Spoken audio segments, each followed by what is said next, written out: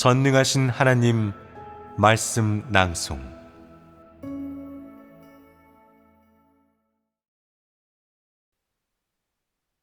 하나님의 성품과 하나님의 사역으로 맺게 될 결실을 어떻게 알아야 하는가?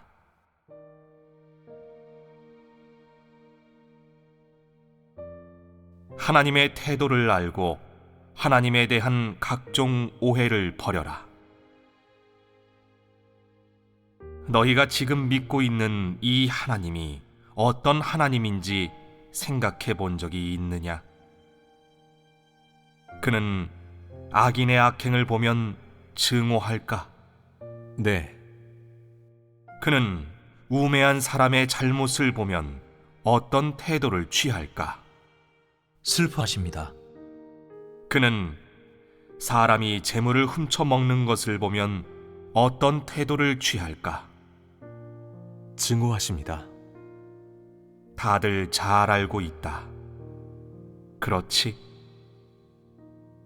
사람이 하나님을 흐리멍덩이 믿으면서 진리를 전혀 추구하지 않는 것을 보면 하나님은 어떤 태도를 취할까? 너희들은 이 부분에 대해서는 잘 알지 못한다. 그렇지?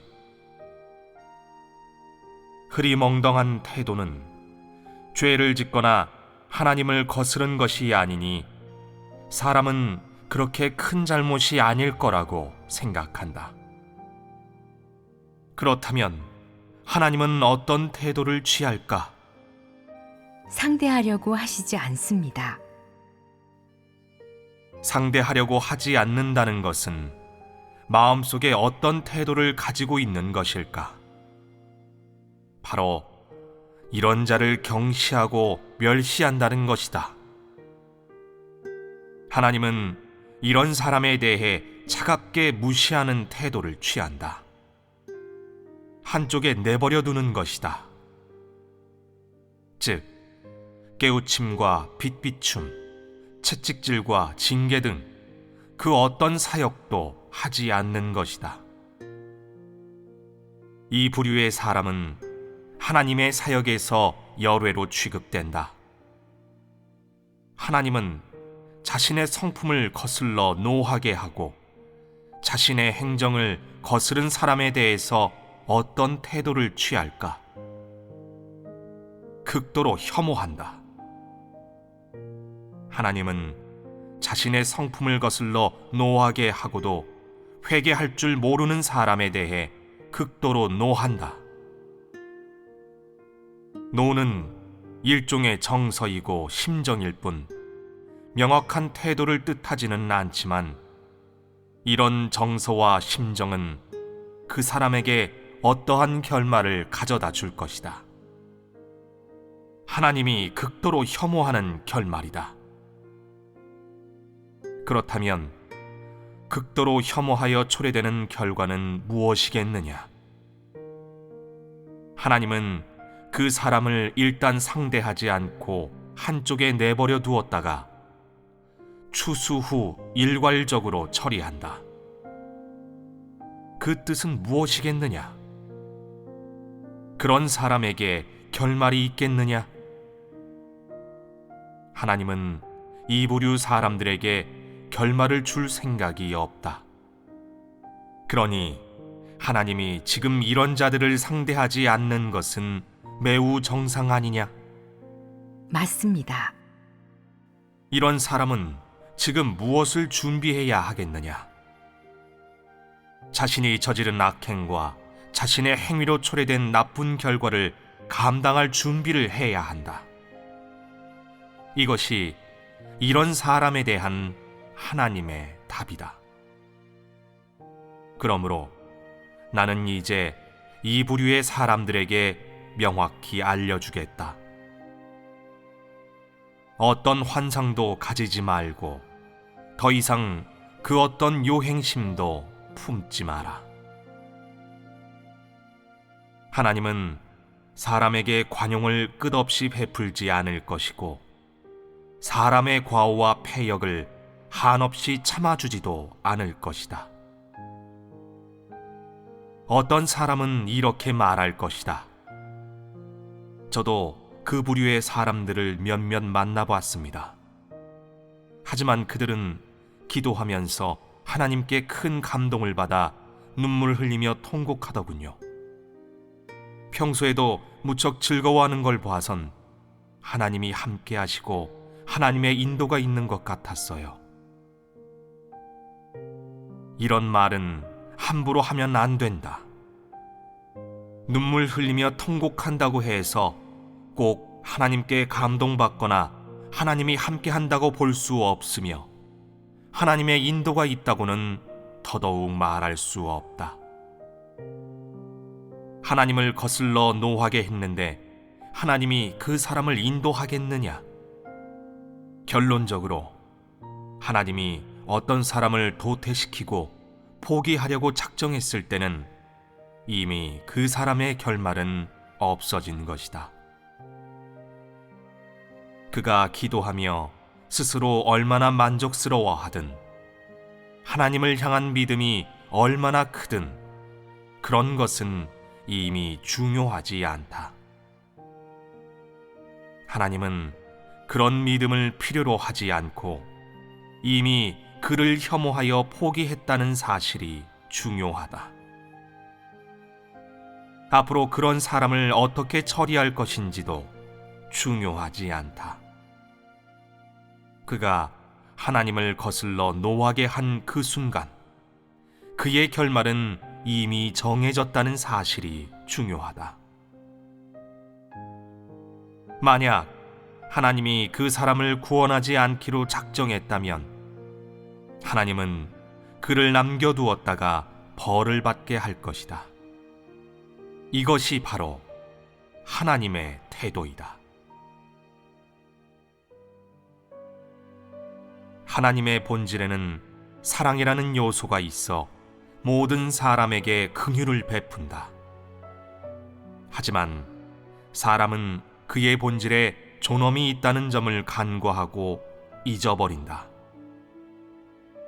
그에게 사랑이 있다고 해서 사람이 그를 제멋대로 거슬러도 아무 느낌과 반응이 없다는 말은 아니다. 그에게 긍휼이 있다고 해서 사람을 대하는 데 있어 원칙이 없다는 말은 아니다. 하나님은 살아있고 진실로 존재하는 분이지 사람이 상상해낸 목석이나 어떤 물체가 아니다.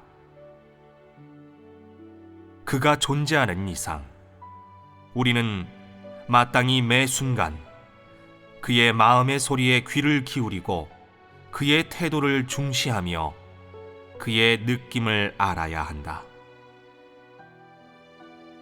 사람의 상상으로 하나님을 규정해서는 안 되고 자기 마음속으로 생각하고 바라는 바를 하나님께 강요하여 사람의 방식과 상상대로 사람을 대해달라고 해서도 안 된다.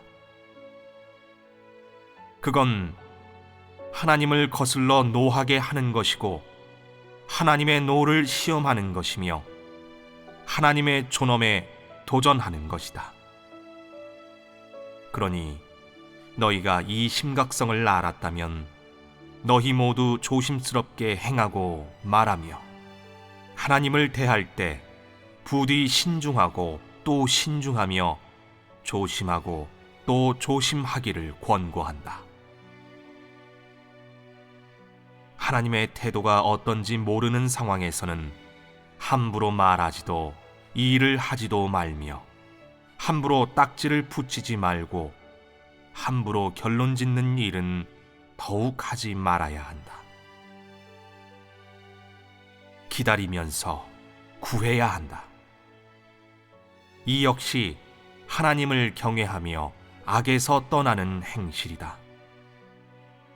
내가 우선 이렇게 행할 수 있고 이런 태도를 갖출 수 있다면 하나님은 내가 무지몽매하고 사리를 모른다고 탓하지 않을 것이다. 하나님의 노여움을 살까 두려워하고 하나님의 뜻을 존중하며 하나님께 순종하려고 하는 너희의 태도로 인하여 너를 기억하고 인도해 깨우쳐 주거나 혹은 어리고 무지한 너에게 관용을 베풀어 줄 것이다. 그와 반대라면 함부로 하나님을 판단하고 하나님의 뜻을 추측하며 정의를 내리는 너의 오만불손한 태도 때문에 하나님은 너를 정죄하고 징계할 것이다. 나아가 너에게 벌을 주거나 결론을 내릴 것이다. 이 결론은 아마 너의 결말과 관련될 것이다. 그래서 나는 다시 한번 강조한다. 너희 모두는 하나님에게서 오는 모든 것을 대함에 있어 신중을 기해야 한다. 함부로 말해서도 안 되고 함부로 일해서도 안 된다. 말을 하기 전에 먼저 내가 이렇게 하면 하나님의 노여움을 사지 않을까? 내가 이렇게 하는 것이 하나님을 경외하는 것일까라고 생각해 봐야 한다. 단순한 일일지라도 마음속으로 많이 되새겨보고 많이 생각해 봐야 한다. 내가 정말 언제 어디서나 매사에 이런 원칙에 따라 실천하고 특히 내가 모르는 일에서도 이런 태도를 취할 수 있다면 하나님은 언제나 너를 인도하며 실천의 길을 열어줄 것이다. 사람이 어떤 행실을 보이든 하나님 쪽에서는 모든 걸 분명하고 명확하게 보고 있을 것이며 너의 행실에 따라 정확하고 합당한 평가를 내려줄 것이다. 내가 마지막 시련을 겪을 때 하나님은 너의 모든 행위를 종합하여 너의 결말을 정할 것이고 그 결과에 대해 사람들은 모두 진심으로 탄복할 것이다. 이 자리에서 내가 너희에게 알려주고 싶은 것이 있다. 그것은 너희가 행한 모든 것과 마음속으로 생각한 모든 것이 너희의 운명을 결정한다는 사실이다. 사람의 결말은 누가 정하는가? 그리고 가장 중요한 문제가 하나 있다. 그것은 바로 하나님을 대하는 너희의 태도이다. 이 태도는 매우 중요하다. 이 태도는 너희가 최종적으로 멸망에 이를지 아니면 하나님이 너희를 위해 예비한 아름다운 종착지에 들어갈 것인지를 결정한다.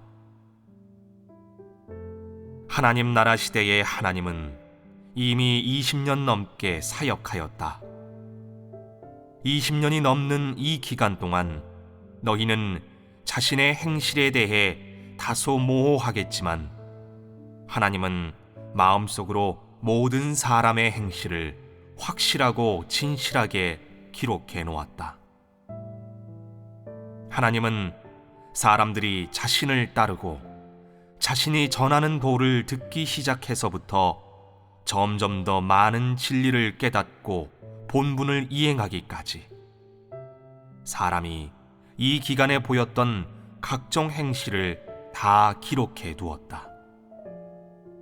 본분을 이행하는 동안 여러 가지 환경이나 시련이 닥치면 어떤 태도를 보였는지, 여러 행실이 어떠하였는지, 마음속으로 하나님에 대해 어떻게 생각하였는지 등을 하나님은 기록부에 다 기록해 두었다.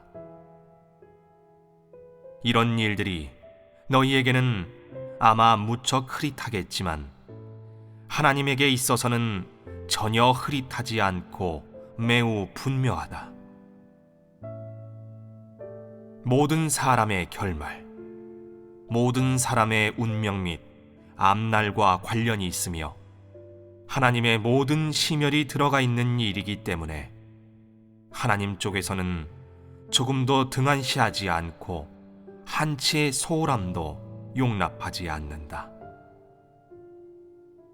사람을 위해 이런 기록부를 작성하는 하나님은 사람이 하나님을 따른 노정을 처음부터 끝까지 기록해 두고 있다. 이 기간 하나님을 대하는 너의 태도가 어떠했는지가 바로 너의 운명을 결정한다. 이는 무척 진실하지 않으냐? 지금까지 너희는 하나님이 매우 공의롭다고 생각하지 않았느냐? 하나님이 이렇게 하는 것은 아주 적절하지 않으냐? 너희는 하나님에 대해 또 다른 상상을 하고 있느냐? 아닙니다. 그렇다면 너희의 결말을 하나님이 정하는 건지 아니면 사람이 스스로 정하는 건지 말해보아라. 하나님께서 정하십니다. 누가 정한다고? 하나님이요. 여전히 모르는구나. 홍콩의 형제 자매들이 먼저 말해보아라. 누가 정하느냐? 사람이 스스로 정합니다. 사람이 스스로 정한다고. 그 말은 하나님과는 관계가 없다는 뜻이냐? 한국의 형제 자매들이 말해보아라. 하나님께서 사람의 모든 행위와 가는 길의 근거에 사람의 결말을 정하십니다. 객관적인 대답이었다. 너희에게 알려주어야 할 사실이 하나 있다. 하나님은 구원 사역을 하는 기간 사람에게 기준을 하나 정해 주었다. 그 기준이란 하나님의 말씀을 잘 듣고 하나님의 도를 행하는 것이다. 이 기준으로 사람의 결말을 가늠한다. 내가 하나님의 이 기준에 따라 행한다면 좋은 결말을 얻을 것이다. 반대로 이 기준에 따라 행하지 않는다면 좋은 결말을 얻지 못할 것이다. 그렇다면 이 결말을 누가 정하는지 말해보아라. 하나님이 일방적으로 정하는 것이 아니라 하나님과 사람이 함께 정하는 것이다. 이 말이 맞느냐? 맞습니다. 왜 이렇게 말할까? 하나님은 적극적으로 구원 사역을 하며 아름다운 종착지를 예비해 준다. 사람은 하나님이 사역하는 대상으로 위에서 말한 결말과 종착지는 하나님이 사람에게 예비해 주는 것들이다. 사역 대상이 없다면 하나님은 이런 사역을 할 필요가 없다. 하나님이 사역을 하지 않는다면 사람은 구원받을 기회가 없어진다. 사람은 구원받는 대상이다.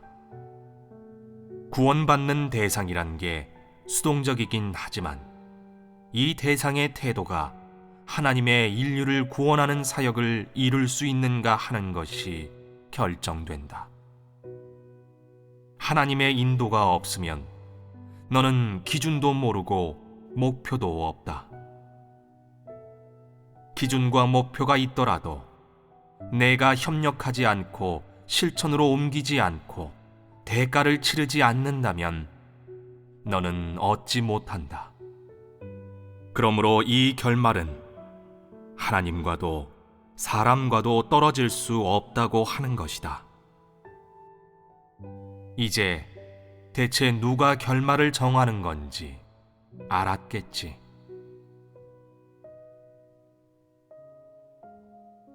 사람은 경험으로 하나님을 규정하기 좋아한다. 하나님을 아는 것과 관련한 주제를 교제할 때 너희는 어떤 사실 하나를 발견하지 못했느냐? 지금 하나님의 태도가 바뀐 것을 발견하지 못했느냐? 인류에 대한 하나님의 태도는 고정불변한 것이냐? 하나님이 계속 그렇게 인내하고 계속 사랑과 긍휼을 사람에게 무제한으로 베풀어 주겠느냐? 이는 하나님의 본질과 관련이 있다. 조금 전 이야기했던 소위 탕자의 회개에 대한 주제로 다시 돌아가 보자. 이 질문을 했을 때 너희의 대답은 그리 명확하지 않았다. 다시 말해, 너희는 하나님의 뜻에 대해 그렇게 잘 알고 있는 것이 아니다. 사람은 하나님이 사람을 사랑한다는 사실을 알게 되면 하나님을 사랑의 상징으로 규정해버린다.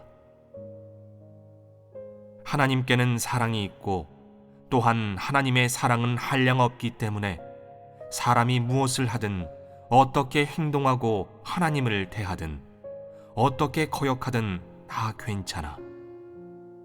하나님은 사랑이시니 사람을 포용해 주시고 긍휼히 여겨 주실 거야. 어리고 무지한 사람을 긍휼히 여기고 사람의 패역도 긍휼히 여기실 거야. 정말 그러할까? 어떤 사람은 하나님의 인내를 한 차례 혹은 몇 차례 느끼고 난 후 그 경험을 하나님을 알게 된 자산이라고 생각한다. 그리고 그 한 번으로 인해 하나님은 영원히 자신을 인내해주고 긍휼히 여겨줄 것이라고 생각하고 인내가 자신을 대하는 하나님 태도의 기준이라고 평생토록 여긴다. 또 어떤 사람은 하나님이 한 번 관용을 베푼 것을 가지고 영원히 관용을 베풀어 줄 거라고 규정지어 버린다. 게다가 그 관용이란 기한도 조건도 없고 나아가 아무 원칙도 없는 관용이다. 이런 인식법이 맞느냐? 하나님의 본질과 성품에 관한 이야기가 나올 때마다 너희는 어리벙벙해지는데 너희의 그런 모습을 보면 정말 안타깝기 그지없다. 너희는 하나님의 본질에 관한 진리와 하나님의 성품에 관한 얘기를 적지 않게 들었다. 하지만 너희 머릿속에는 이런 내용들과 이런 측면의 진리들이 그저 이론과 글자로만 기억되어 있을 뿐 지금까지 아무도 실생활에서 하나님의 성품이 어떤지 느끼거나 보지 못했다. 그래서 너희 모두 흐리멍덩하고 맹목적으로 믿고 있고 하나님에 대해 오만불손하고 무시하는 태도까지 보이고 있는 것이다. 하나님에 대한 너희의 이런 태도로 어떤 상황이 초래되었느냐? 너희는 늘 하나님을 규정하게 되었다. 조금만 나라도 아주 만족스러워하며 하나님의 전부를 얻었다고 생각하곤 하나님을 그곳에 규정지어 놓고 움직이지 못하게 한다. 그러다 하나님이 새로운 일을 하면 그를 하나님으로 인정하지 않는다. 어느 날 하나님이 나는 더 이상 사람을 사랑하지 않고 더 이상 긍휼을 베풀어 주지 않는다. 나는 사람에게 더 이상 그 어떤 관용과 인내도 베풀지 않는다. 나는 사람에게 극도의 혐오감과 반감을 가지고 있다라고 하면 사람은 속으로 이 말에 반발할 것이고 어떤 사람은 심지어 이렇게 말할 것이다. 당신은 더 이상 저의 하나님이 아니고 더 이상 제가 따르려고 했던 하나님이 아닙니다. 그런 말씀을 하신다면 당신은 저의 하나님이 될 자격이 없고 저는 당신을 계속 따를 필요가 없습니다. 저에게 긍휼과 사랑과 관용을 베풀어 주시지 않는다면 당신을 따르지 않을 것입니다. 당신이 저에게 한없이 관용을 베풀어 주시고 인내해 주시면서 사랑과 인내와 관용이 있는 분이심을 보여주셔야 저는 당신을 따를 것이고 끝까지 따라갈 자신이 있습니다. 당신의 인내와 긍휼이 있어야 저의 패역과 과오가 한없이 용서받고 죄 사함 받을 수 있으며, 그래야 제가 언제 어디서 죄를 지어도 언제든 죄를 자백하면 죄 사함을 받을 수 있으니까요. 제가 언제 어디서 당신을 거슬러 노하게 해도 당신은 저에 대해 그 어떤 견해를 가지거나 규정을 내려선 안 됩니다. 물론 사람마다 마음속으로 이런 문제에 대해 이렇게 주관적이고 의식적으로 생각하지 않을 수도 있다. 하지만 사람이 하나님을 자신의 죄를 사해주고 아름다운 종착지를 가져다주는 이용 대상으로 생각할 때 너는 이미 무의식적으로 생생히 살아있는 하나님을 내 대립면에 놓고 원수로 삼은 것이다. 이것이 내 눈에 비친 모습이다. 내가 아무리 말끝마다 저는 하나님을 믿습니다. 저는 진리를 추구합니다. 저는 성품이 변화되고 싶습니다. 저는 흑암 권세에서 벗어나고 싶습니다. 저는 하나님을 흡족해 해드리고 싶습니다. 저는 하나님께 순종하고 싶습니다. 저는 하나님께 충성하며 본분을 잘 이행하고 싶습니다. 등등 듣기 좋은 말을 하고 번지르르 그럴듯한 이론을 많이 갖추었다 할지라도 실제로는 지금껏 많은 사람이 자신이 익힌 규례나 도리, 학설로 하나님을 규정하는 것을 배웠고 그렇게 자연스레 하나님을 자신과 대립하는 편에 놓아두게 되었다. 글귀와 도리는 익혔지만 진정으로 진리의 실제에는 진입하지 못한 것이다. 그래서 하나님을 가까이 하고 알며 이해하는 수준에 이르기가 매우 어렵다. 이는 참 슬픈 일이다. 나는 동영상에서 몇몇 자매가 말씀이 육신으로 나타남 책을 손으로 받쳐들고 있는 장면을 본 적이 있다. 자신들의 머리 위로 매우 높이 받쳐들고 있었다. 한 장면이었지만 내게는 하나의 장면으로만 보이지 않았다.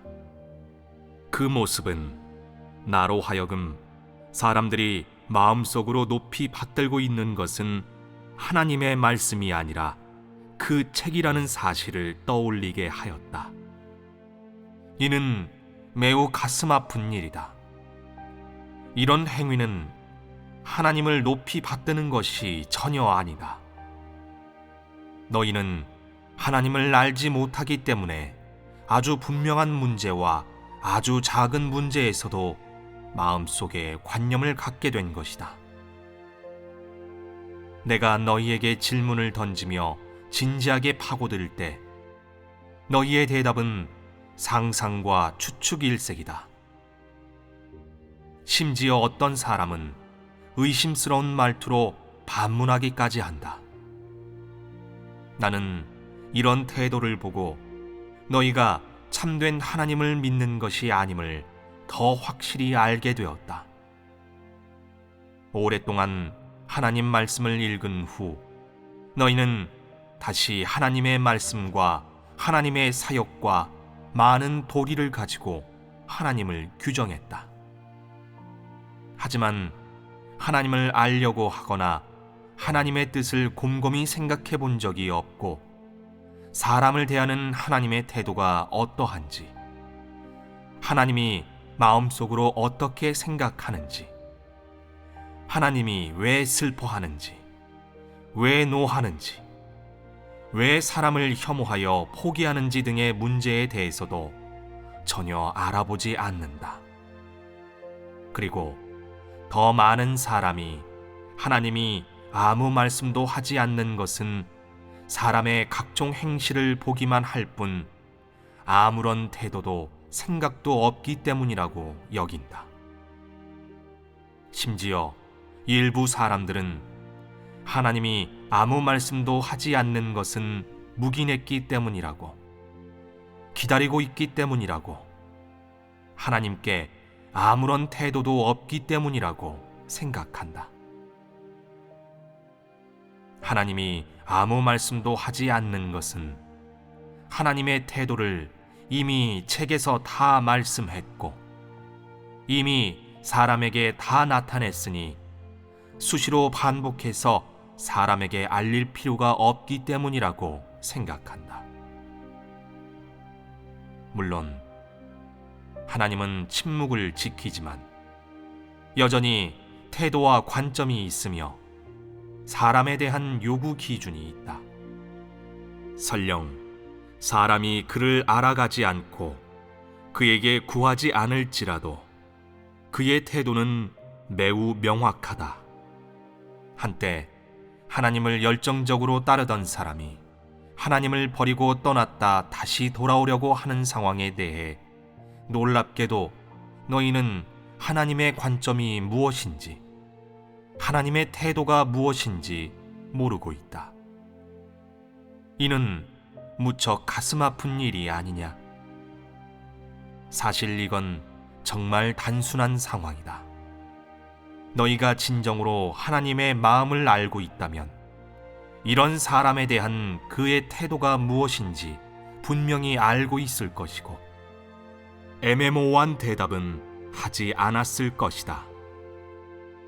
너희가 모르고 있으니 내가 알려주겠다.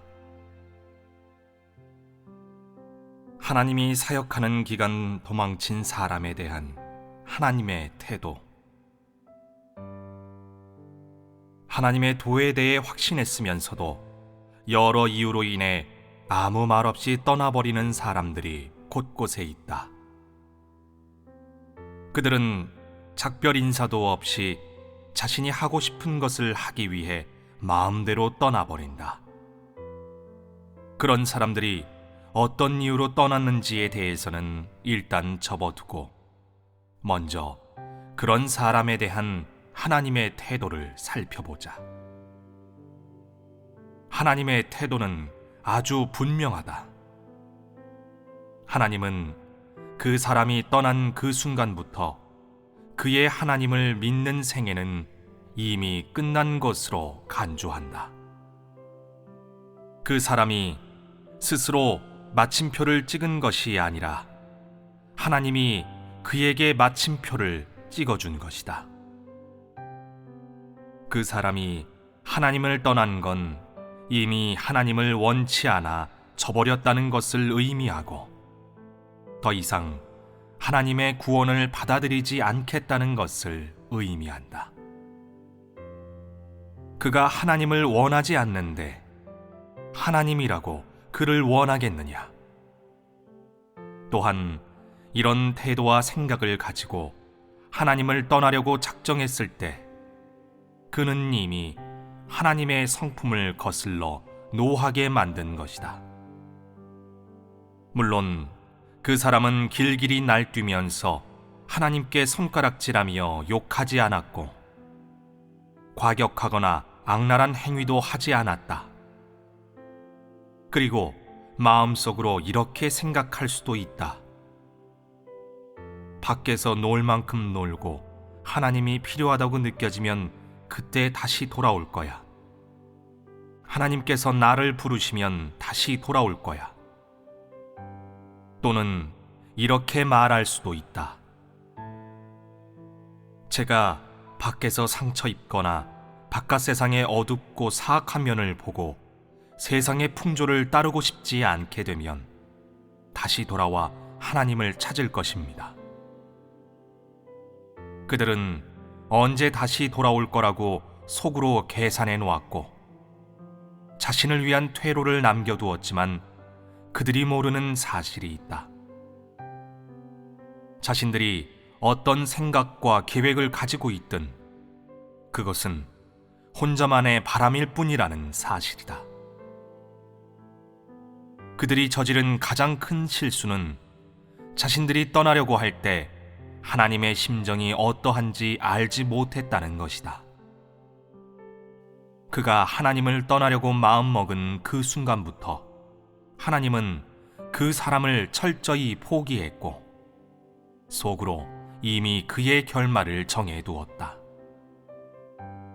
어떤 결말일까? 그 사람을 쥐들과 같이 분류해 두었다가 그 쥐들과 함께 멸망당하게 한다. 그래서 사람들은 다음과 같은 상황을 종종 보게 된다. 누군가 하나님을 저버렸는데 징벌을 받지 않는 상황 말이다. 하나님은 원칙 있게 일을 한다. 어떤 일들은 사람이 볼 수 있지만 어떤 일들은 하나님이 마음속으로만 정해뒀기에 사람은 그 결과를 보지 못한다. 사람의 눈에 보인다고 해서 진실한 일면이라고 할 수는 없다. 내가 보지 못한 일면이야말로 하나님 마음속에 있는 진실한 생각과 결정이다. 하나님이 사역하는 기간 도망친 사람은 참 도를 배반한 사람이다. 그렇다면 하나님은 왜 이런 사람에게 이렇게 심한 징벌을 내릴까? 하나님은 왜 이런 사람에게 이렇게 크게 노할까? 먼저 하나님의 성품은 위엄과 진노라는 것을 알아야 한다. 그는 아무에게나 죽임을 당하는 온순한 양이 아니고 사람이 마음대로 움직일 수 있는 꼭두각시는 더더욱 아니며 사람이 마음대로 다룰 수 있는 공기도 아니라는 점을 알아야 한다.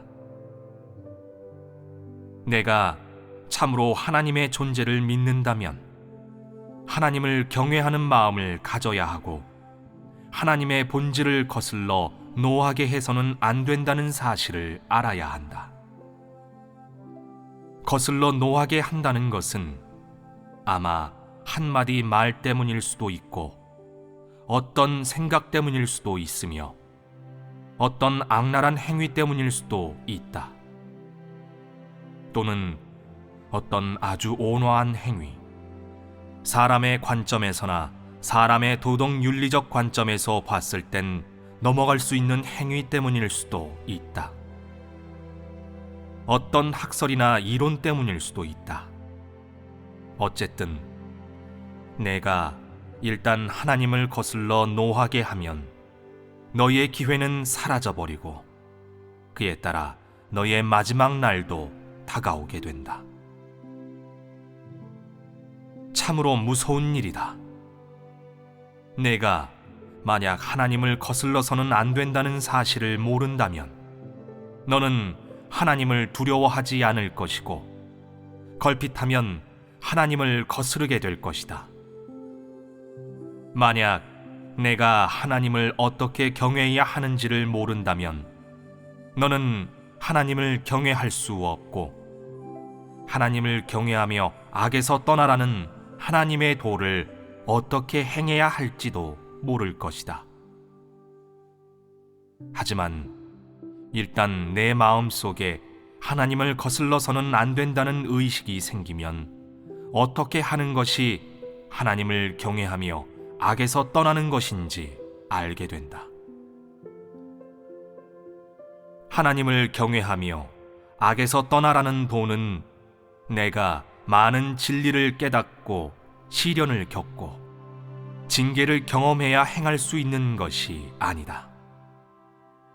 중요한 것은 하나님에 대한 내 마음의 본질과 너의 태도이다. 사람의 본질과 사람의 주관적인 태도가 가장 핵심적이고 중요하다. 하나님을 저버리고 떠난 일부 사람들은 하나님을 경시하는 태도와 진리를 혐오하는 마음을 갖고 있었기에 하나님의 성품을 거슬러 노하게 만들었다. 그러므로 하나님이 보기에 그들은 영원토록 용서받지 못할 사람들이다. 그들은 하나님의 존재를 알고 하나님이 이미 왔다는 소식도 들었으며 심지어 하나님의 새로운 사역도 체험했다. 그렇기 때문에 그들은 미혹된 상황이나 흐릿한 상태에서 하나님을 떠난 것이 아니고 강요당해 떠난 것은 더더욱 아니다. 의식과 정신이 맑은 상태에서 자발적으로 하나님을 떠나는 길을 택한 것이다. 그들은 방향을 잃거나 버려지게 되어 떠난 것이 아니다. 그렇기 때문에 하나님이 보기에 그들은 양떼에서 잃어버린 어린 양이 아니고 방향을 잃은 탕자는 더더욱 아니다. 그들은 제멋대로 거리낌 없이 떠난 사람들인데 그들의 이런 상태와 상황이 하나님의 성품을 거슬러 노하게 한 것이다. 그리고 하나님의 성품을 거슬러 노하게 한 것이 그들에게 수습할 수 없는 결말을 가져다 준 것이다. 이런 결말이 무섭지 않으냐? 그래서 사람이 하나님을 모르면 하나님을 거스를 수 있다고 하는 것이다. 이는 절대 사소한 일이 아니다. 만약 누군가 하나님은 그런 태도를 취하지 않을 거라고 여기고 자신은 하나님의 잃어버린 어린 양이기 때문에 하나님은 아직도 그가 마음을 돌려 하나님께로 돌아오기를 애타게 기다리고 있다고 생각한다면 그는 징벌받을 날이 멀지 않았다. 하나님은 그를 받아들이지 않을 것이고 거기다 그는 하나님의 성품을 다시 한번 거슬러 노하게 만들었다. 이는 더욱 무서운 일이다. 하나님에 대한 그 사람의 오만불손한 태도가 이미 하나님의 행정을 거슬렀는데 하나님이 그를 받아들이겠느냐? 사람이 참 도를 확신한 후 의식이 또렷하고 정신이 맑은 상태에서도 하나님을 저버리고 하나님을 멀리에 떠난다면 하나님은 그가 구원받는 길을 막아버린다. 하나님 나라에 들어가는 대문은 그 순간부터 그 사람에게는 닫힌 것이다. 이것이 바로 하나님이 이런 일을 처리하는 원칙이다. 그 사람이 다시 문을 두드릴 때 하나님은 더 이상 문을 열어주지 않을 것이며 그는 영원히 문 밖에 버려질 것이다. 너희 중 일부는 아마 성경 속 모세 이야기를 읽어보았을 것이다. 하나님이 모세를 세운 뒤 250명의 족장들은 모세의 여러 행실과 각종 이유 때문에 불복하는 마음을 드러냈다. 그들은 누구에게 불복한 것이냐? 그들은 모세에게 불복한 것이 아니라 하나님의 안배에 불복한 것이고 하나님의 행사에 불복한 것이다. 그들은 너희가 분수에 지나도다 회중이 다 각각 거룩하고 여호와께서도 그들 중에 계시거늘 이라는 말을 했다. 이 말은 사람이 보기에 매우 심각하냐? 심각하지 않다. 최소한 글자 자체로 표현된 뜻은 심각하지 않고 법적으로도 별일이 아니다. 표면적으로 봤을 때 반항하는 말이나 단어가 없고 모독의 뜻도 없다. 그저 평범한 말에 불과하다. 그런데 왜 이 한마디가 하나님의 큰 노를 불러일으켰을까? 그들의 이 말은 사람이 아니라 하나님을 겨냥했기 때문이다. 그들이 한 몇 마디 말에 나타난 성품과 태도는 바로 하나님의 성품, 거슬러서는 안 되는 하나님의 성품을 거슬렀다. 그들의 최종 결말은 우리가 알고 있는 바와 같다. 일찍이 하나님을 떠난 적이 있는 사람의 관점과 태도는 무엇이고, 왜 그의 관점과 태도는 하나님의 이런 처분을 초래한 걸까? 그 이유는 하나님임을 분명히 알면서도 배반을 선택했기 때문이다. 그래서 그들은 구원받을 기회를 완전히 박탈당한 것이다. 성경에 우리가 진리를 아는 지식을 받은 후 진짓 죄를 범한 즉 다시 속죄하는 제사가 없고 라고 한 것과 같다. 이제는 이 일에 대해 잘 알았겠지.